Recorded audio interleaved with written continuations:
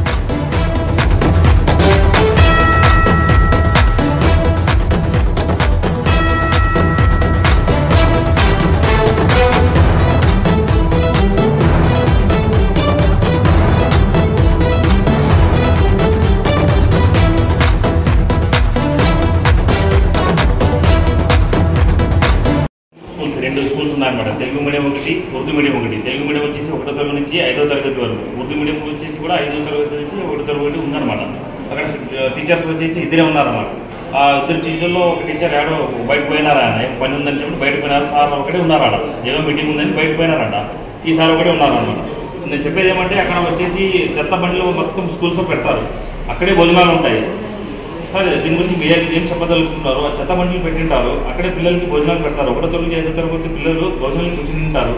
ఆ విషయం దాని ప్రభువుల గిన్నెలు మనం ఉండేది మొత్తం తినేదాంట్లో వస్తాయి, వాంతులు గిన్నె అవే ఛాన్సెస్ ఉన్నాయి, చాలా రోగాలు పడిపోతాయి కదా. ఇంకోటి ఆ పిల్లలకి వచ్చేసి ఇప్పుడు కుక్క కలిసింది, సింగల్గా ఉన్నారు. ఇప్పుడు సింగల్గా ఉన్నారు కాబట్టి చూసినారు కాబట్టి బాగా, లేకుంటే అట్లే పాపకి ఏమైనా చేసి చనిపోయింటే పాప ఎవరు తిని రెస్పాన్సిబిలిటీ. ఇంకోటి వచ్చేసి మీరు మున్సిపల్ కమిషనర్ గారికి ఎందుకు సీరియస్ యాక్షన్ తీసుకోమని చెప్పడం లేదు, అది ఎట్లా జరిగింది ఏం లేదు మీరు చెప్పండి. సార్, మా పాఠశాలలో 2 టీచర్లు ఉన్నారు. ఈరోజు కాంప్లెక్స్ మీటింగ్ ఉండడం వల్ల ఒక టీచరు కాంప్లెక్స్ మీటింగ్కి వెళ్ళారు. నేను నా విధులు నిర్వర్తిస్తున్నాను. మధ్యాహ్నం ఇంటర్వెల్లోన కాంపౌండ్ దాటి వెళ్ళడం వల్ల పిల్లలు ఆడుకోవడానికని అక్కడ ఉన్నటువంటి చెత్త చెదారం సంబంధించినటువంటి ట్రాక్టర్లు ఉన్నాయి. అందులో ఆహారం తినడం కోసము కుక్కలు వస్తూ ఉంటాయి, పోతూ ఉంటాయి. దీని గురించి అక్కడ చెత్త బండ్లు నిలబడకూడదని కమిషనర్కి చాలాసార్లు మేము విన్నవించాము. కానీ ఏమన్నారంటే కమిషనర్ గారు దీనిపైన చర్యలు తీసుకుంటామన్నారు, కానీ ఇంతవరకు తీసుకోలేదు. కానీ ఈరోజు అనుకోని సంఘటన జరిగింది. పాప ఇంటర్వెల్ సమయంలో బయటకు వెళ్ళడం వల్ల పాపతో పాటు వేరే పిల్లలు కూడా వెళ్ళారు. అక్కడ కాపు కాసినటువంటి కుక్కలు వెంటనే ఆ పాపని పట్టి పీకి కొరకడం జరిగింది. పాపకి తీవ్ర గాయాలయ్యాయి. వెంటనే స్పందించి హాస్పిటల్కి తీసుకుని రావడం జరిగింది. దేవుని దయ వల్ల ఈరోజు కాపాడగలిగాము. కానీ ఇలాంటి చర్యలు ముందు జరిగితే దీనికి ఎవరు రెస్పాన్సిబిలిటీగా ఉంటుంది. కాబట్టి మా పైన దయ ఉంచి కమిషనర్ గారు వెంటనే అక్కడ ఉన్నటువంటి చెత్త బండ్లను తీసేయాలని, అలాగే కుక్కల్ని పట్టి ఎక్కడైనా వదిలిపెట్టాలని మీడియా ద్వారా నేను విన్నవించాను. ఎన్ని కుక్కలు దాడి చేశారు పాప పైన? 3 కుక్కలు పాప పైన దాడి చేయడం జరిగింది. అప్పుడు మీరు చూసుకున్నారు కాబట్టి సరిపోయింది. నేను వెంటనే స్పందించి కుక్కల్ని తరిమేసి పాపని పిలుచుకొని హాస్పిటల్ తీసుకొని రావడం జరిగింది. నా పేరు బసవరాజు, పాఠశాలలో పనిచేస్తున్న ఉపాధ్యాయుని.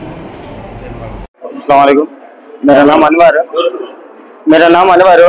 मेरी बच्ची है, अब तो सवाल दिन बच्चे को कुत्ते पकड़ ऐसे है बच्चे को। आज बच्ची साथ आएगा तो बच्ची सो नहीं गए तो बच्ची मर गई। तो मुल्क कमिश्नर साहब को मैं ये बोलना चाहता, आज बच्ची मेरी हुई है, सवाल दूसरे किसी क्या तो हुआ तो क्या किसकी जिम्मेदारी है? सवाल दिन याद किसे पूछना जाओ, सारंग पूछने आता क्या नहीं आता? अब किसे पूछना है बच्चों को? अच्छा कतर को है बच्चों को, किसे बोलने आता नहीं, किसे बोलना जाओ?